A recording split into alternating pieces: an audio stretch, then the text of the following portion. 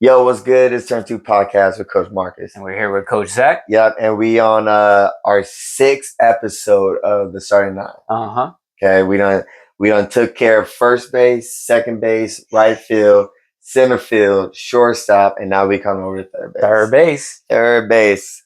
I think that's our goon of the team. Mm-hmm. You know how you have a goon in hockey? Mm-hmm. Your third baseman needs Gotta to be be a goon. dog. You're a you gotta be a goon. dog, Yeah. bro. I agree. You gotta be 100%. ready to get into the dirt. You're down and dirty every time. Yes. Every time.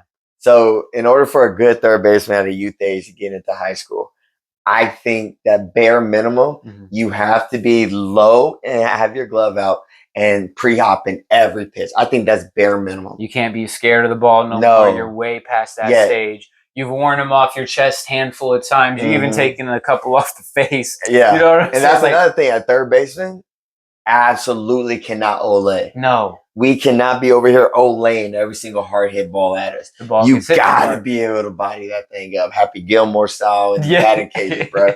You just gotta body it up. That's it. And I think you also have to have crazy quick reaction times.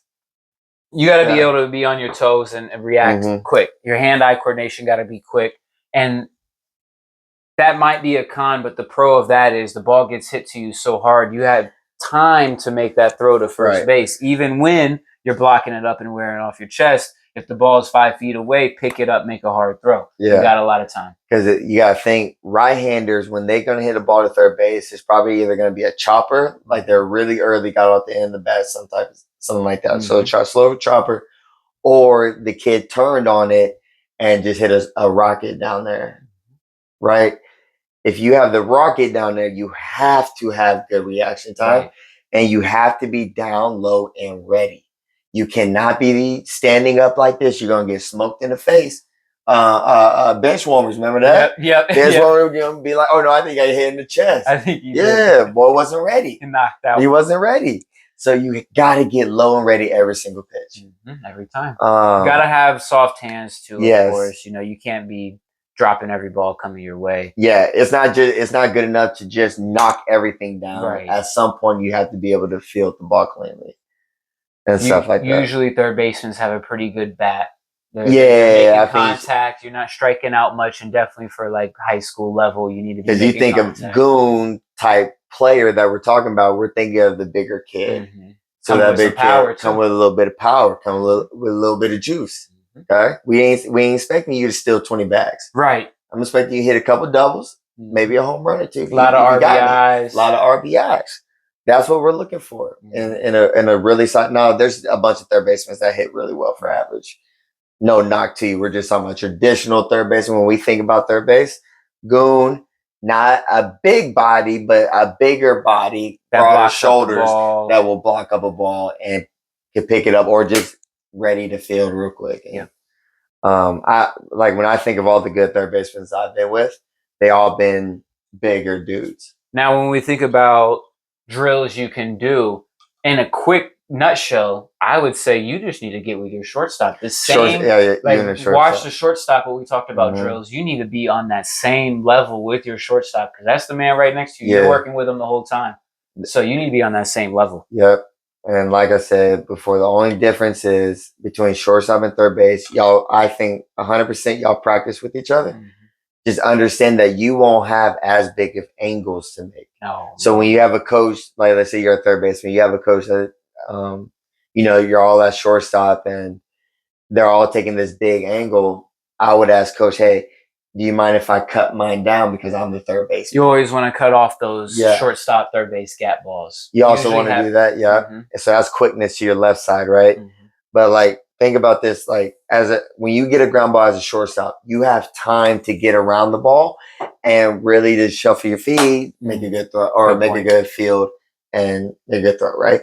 Third base, you're so much closer. You don't have the time. So instead of it being like I want to stand up and do it. Instead of it being like a big angle, yours is much more of a smaller angle because that ball's on you so quick. So it might not be so much as, hey, I need to get around this ball. It's more so, hey, turn my hips a little bit to kind of, drop set my left foot while I work in, and then bring my left foot back. You know what I'm saying? It's happening very, very very quick. So that's one thing I think a lot of third basemen need to work on, and just practicing when you're getting ready to get You're down low, in the dirt, bro. You're down in the dirt with that glove. I would practice almost tapping the glove on the ground. That's extreme, but hey, if you're doing that in practice, you're starting right here in the game. Yeah, you're gonna be close to it in the game. You're gonna be comfortable with getting low. Right. I think also, receiving the ball, a lot of plays are happening at third base. You got to be able to receive baseballs or throws from the outfield, throws from the catcher really well, picks, and still bodying balls up, because you got to understand you're the third baseman. If the ball gets past you, that's a free run. That's it. So even if you can't pick and get an out, you have got to almost turn into a catcher, right? And block that thing up. Got to smother. You got to keep it in front of you. So yeah, there's a lot of respect to going to third base. The third base ain't easy. Also, a lot of bare hands, a lot of slow rollers. You got to be comfortable running in, throwing the first bare hand. And we talk about what you got to do. You got to charge, which comes with baseball IQ. Yeah, got to know your baseball IQ. I think that's a repetitive thing for every position, of course. This is all with baseball. When you make it to high school and you want to play on varsity, you gotta have baseball IQ. Yeah, got to. Yeah. I also think at third base, you're also the cutoff from your left field. Sometimes your center fielder, depending on who you get coached by, but you're also the cutoff there. Like every play you have is to home, almost, or is third base or to home. Yep. Your plays are so important to make sure that you get it done right. You're stopping the run. Most of the time, you're stopping the run. You're stopping the run. And that's the name of the game. So while the middle infielders, we have a slight chance of stopping runs. Like that's the last. I guess we saying that's the last stop right there. So like, I got first. If I mess up at first or second, it's like we still got a chance. Yeah, you still got a chance. He's only halfway. You mess up at third, he go home, bro. He go home. Mess up at the plate, he already done scored. Yep. So I think there's a lot of pressure that could go onto a third baseman. A lot. It's a hot corner. Yeah. You got the pressure of what we just talked about. You got to have a bat. Yeah. It's a hard position at the end of the day. Yeah. It's a fun one. It's very fun. I mean, go look up your Manny Machado's. Alex Rodriguez is one of my favorites. I know he's controversial, but I love him. Who I really Scotty like? Rowland. Nolan Arenado. Nolan Arenado for the Rockies. Dude, there's one guy back in the day. I can't think of the guy who's won multiple Gold Gloves at third. He's still at our. He's still playing now. I wish I could remember his name. Let me think. Who's really the Reds? Maybe is he on the Reds? Oh no, because you already said Nolan Arenado. Is that who I'm thinking? Is that who's on all of them? Okay, good. You also got there's one guy that back in the day when I used to play on like PlayStation 2 game. Yeah. He played for the A's. I think his last name was like Chapman or something. Oh, I know Chapman. I remember Chapman. I think he was on the A's. He was nice. He was on the A's. Like, I remember using him all the time when I would play on my PlayStation 2, bro. I was a Mets fan watching Piazza. I like David Wright growing up. David Wright was nice. I always chose him when I could. I get David Wright. That was a lot of good third basemen, man. A lot of good highlights. You can make great plays at third. You really show out in the sport. There's actually a good video. I think it's with Nolan Arenado. It might be with A-Rod. Might be with both of them, actually.